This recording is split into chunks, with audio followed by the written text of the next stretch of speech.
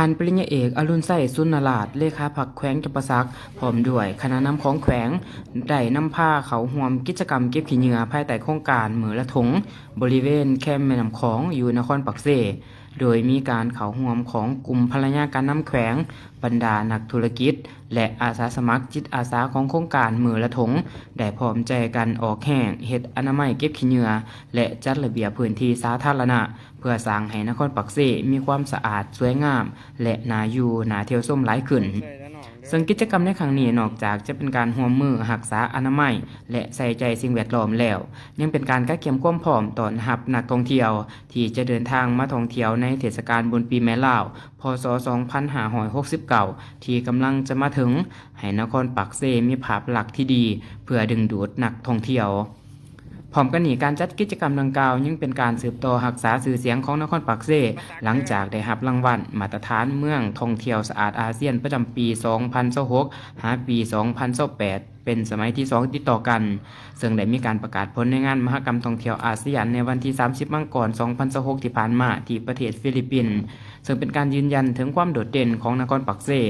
ทางด้านสิ่งแวดล้อมความเป็นระเบียบและมาตรฐานการบริการ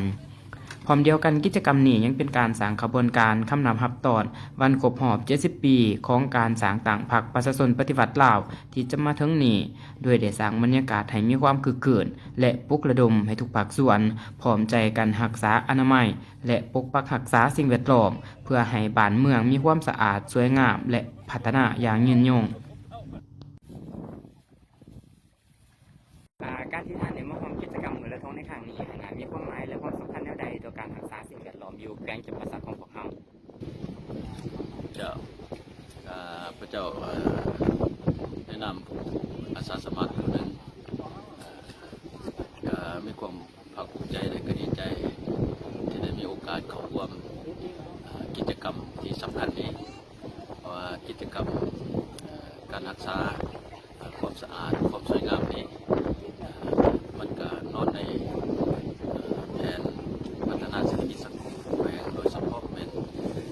พัฒนานครปักเซให้เป็นนครสีเขียวสีเขียวฉะนั้นข้าพเจ้าในนามเป็นอาสาสมัครคนหนึ่งข้าพเจ้าก็อยากเรียกร้องสนับสนุนนำกันหลายสังคมมีสติในการรักษาความสะอาดความสวยงามเริ่มจากแต่ละครอบครัวเป็นต้นมา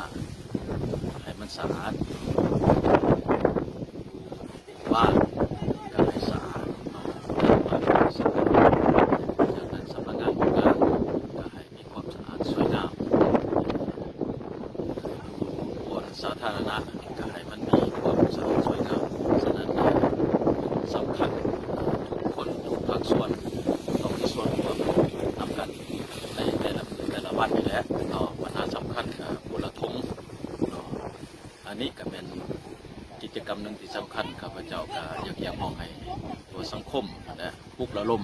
เขาร่วมในกิจกรรมนี้ให้หลายขึ้นที่จะหลายเนาะเพื่อเฮ็ดให้แขวงจำปาสักในโดยรวมเนาะเป็นแขวงที่นาอยู่นาเที่ยวชมและก็เป็นแขวงที่มีความสิวิไลเพื่อจุดประสงค์